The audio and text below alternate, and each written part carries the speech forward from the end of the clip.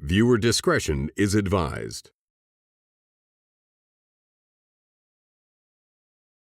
Boom, perfect timing.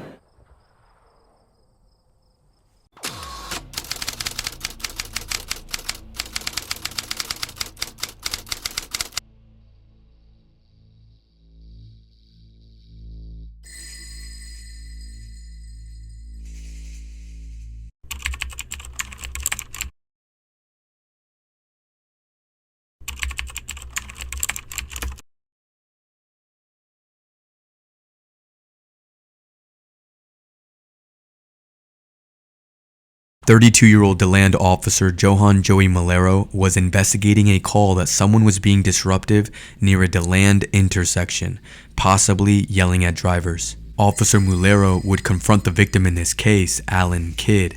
The tone of the interaction is immediately a negative one. Officer Mulero would scream at Mr. Kidd multiple times, pointed his finger in Mr. Kidd's face on multiple occasions, and threatened to take Mr. Kidd to jail 7 separate times, despite Mr. Kidd denying the allegation of yelling at drivers, and despite Officer Mulero having no information that a crime had even occurred.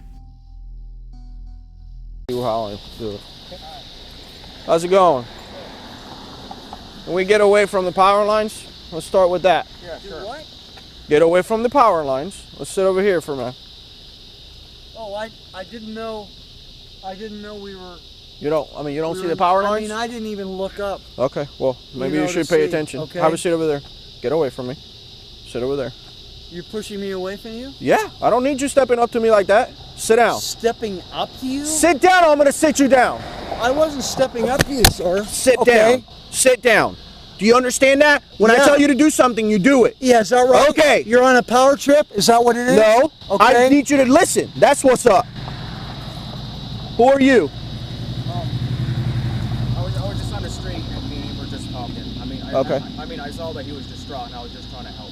Okay. I appreciate your help. That's true. Do you live around here? Yeah, just next street. Okay. Well, I appreciate it, sir. Yeah. You're good to go. I was just trying to help. Okay. I saw that he was distraught. Thank you. Have a nice day. All right, man. Okay. God bless. Okay. I hope the best. Yes, sir. Okay. What's your name, man? My name's Alan. Alan what?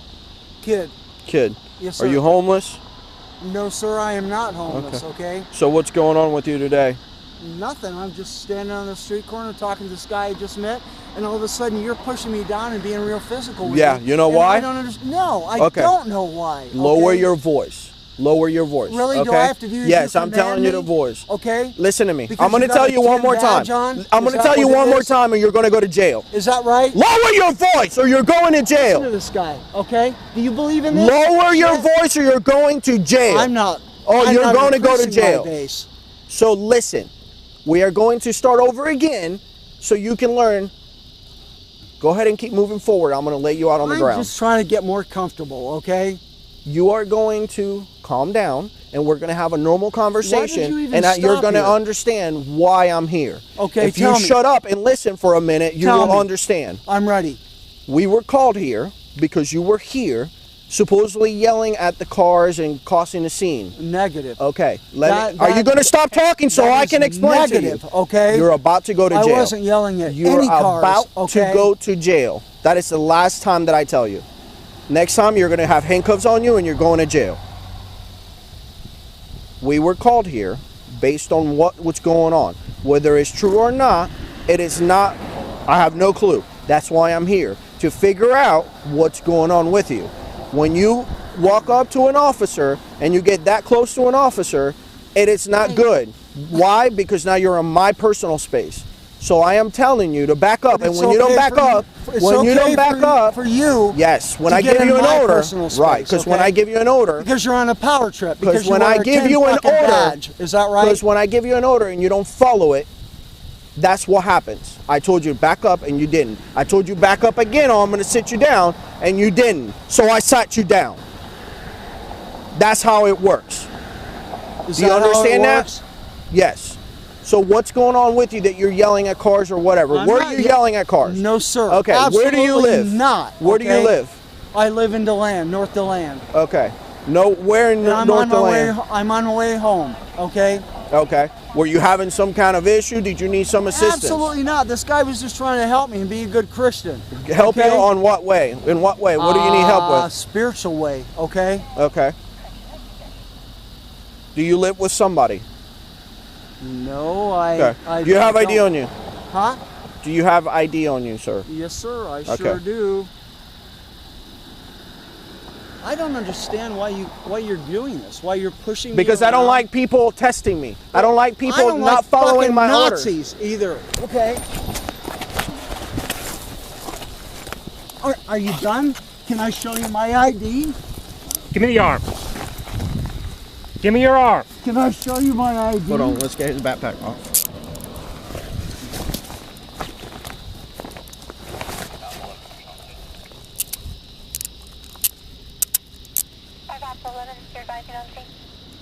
Alan Kidd was arrested for resisting an officer without violence. After reviewing Officer Mulero's body-worn camera footage of this incident, the state's attorney's office dismissed the charges against Mr. Kidd for lack of legal basis and probable cause. No action was taken against Officer Mulero at the time of the incident because the matter was not brought to the city's attention until May of 2018, when the city received a demand letter from an attorney representing Mr. Kidd.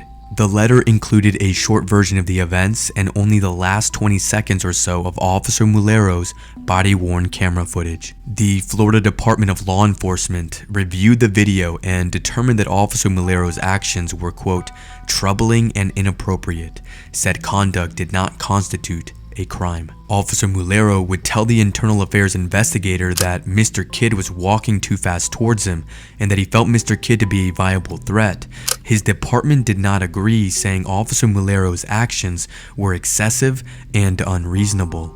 According to the local media and the official DeLand Police Department's internal affairs report, Officer Johan Joey Mulero was terminated on December 3rd of 2018. Alan Kidd would settle the lawsuit for an undisclosed amount.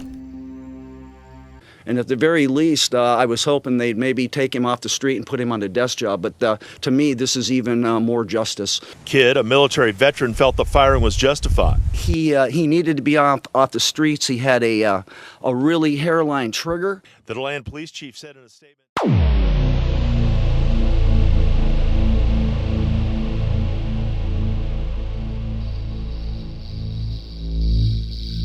With the assistance of International Union of Police Associations, Officer Mulero would appeal his termination. DeLand Police Sergeant Juan Millen was the assigned internal affairs investigator investigating Officer Mulero's misconduct. Officer Mulero wrote in the charging affidavit, which was our Exhibit 1 that you said you saw, that Mr. Kidd was, quote, highly intoxicated and smelled of alcoholic beverages.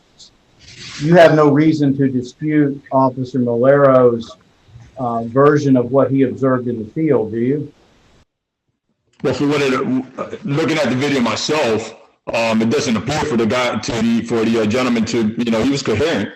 He was answering and responding to everything that Officer Mulero was saying. So whether he had the odor of alcoholic beverage on him, I couldn't testify to that. You've got an officer now that in your own report and the BWC acknowledges you can't see Mr. Kidd's hands, whether he's clenching. You would agree that Officer Mulero, if he believed this man was clenching his fist and possibly about to strike him, would have been within his law enforcement officer right to take defensive action against that, correct? Yes, to a point. Obviously, if somebody's actually clenching their fist, you would as an officer, I would step back, obviously, to kind of get a good distance between myself and the subject. The fact that Mr. Kidd clenched his fist, at no time did you see Officer Mulero even step back from Mr. Kidd, which to me indicated that there wasn't a threat. If he felt that there was a threat, he should have stepped back. No, that's how we train. So if we feel that this person is a threat, you have to kind of separate yourself from the subject. Do you recall approaching Officer Mulero at church on one occasion? This was at or about the time you were completing your final version of the report, Exhibit 13, Union Exhibit 13, and telling him that you'd been pressured to write 3 different versions of the report? That's incorrect. You recall telling him at church that you had been asked to change the report 3 times. That's incorrect. Okay. So if Officer Mulero says that under oath and or anyone else, are you saying that they're lying? Can I clarify something real quick? First of all, I never approached Officer Mulero. Officer Mulero approached me. He was actually sitting a couple of seats ahead of me, a couple aisles ahead of me. He turned, says, "Hey, can I talk to you?" Absolutely. And we actually spoke. The conversation first started with my wife there present, my daughter and then we actually separated. But the conversation never took place as far as me being pressured to change anything. That conversation never came up that way. As a matter of fact, Officer Mulero asked me if I'll be willing to give him a recommendation, and that's what the conversation was about. I think you told us a moment ago that you too would not have any hesitation to, if it were in your hands, to bring back Officer Mulero and think that he could still be a good functioning police officer for the city of DeLand. Is that correct? No, sir, I did not say that. Okay. So you disagree with that? I do. Okay.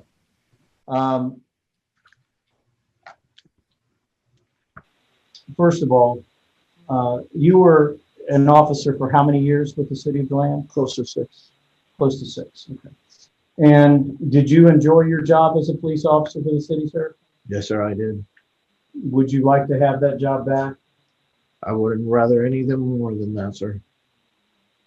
Now, you admitted, you recall on day 1 of the arbitration, you admitted to Mr. Wood that if you had it to do over again, you wouldn't have raised your voice and gotten as agitated as you did. Yes, sir. You recall that? Yes, sir. So you acknowledge that, correct? Yes, sir. But it's your contention through your grievance and appeal all the way up through this arbitration, is it that you don't believe you should have been terminated? Is that correct? That's correct. Officer Mulero, you were present during the testimony of Lieutenant Milan today, Yes, correct? sir. I want to ask you just about one issue and that, or one area of questions that I asked of Lieutenant Milan. Do you recall when I asked him about the two of you running into each other at church? Yes, sir. He mentioned that we had no kind of friendship, but that's incorrect. You know, Sergeant Milan, at that time he was sergeant, and Sergeant Milan was one of the guys that was most driven towards me in regards to becoming canine. And you know, he was always telling me every time he would hear something positive about me. Me and my zone partner, Officer Bryce, would come and sit in his office for hours and joke around all kinds of stuff. So it was hard for me to hear that there was no friendship, but that's besides the point. But you mean today when he said that? Yeah, when he said that. But that day, I could tell that he was just disappointed because he knew something that I didn't know, which it ended up being that I was going to be terminated. As detailed within a recent media release by the city, Officer Mulero got his job back. In the decision, the arbitrator proposed that Officer Mulero should be rehired and retrained. The arbitrator stated that DeLand PD's failures in both the manner of the investigation as well as their failure to follow well-established Florida law governing police misconduct investigations created the catalyst supporting the rehiring of Officer Johan "Joey" Mulero.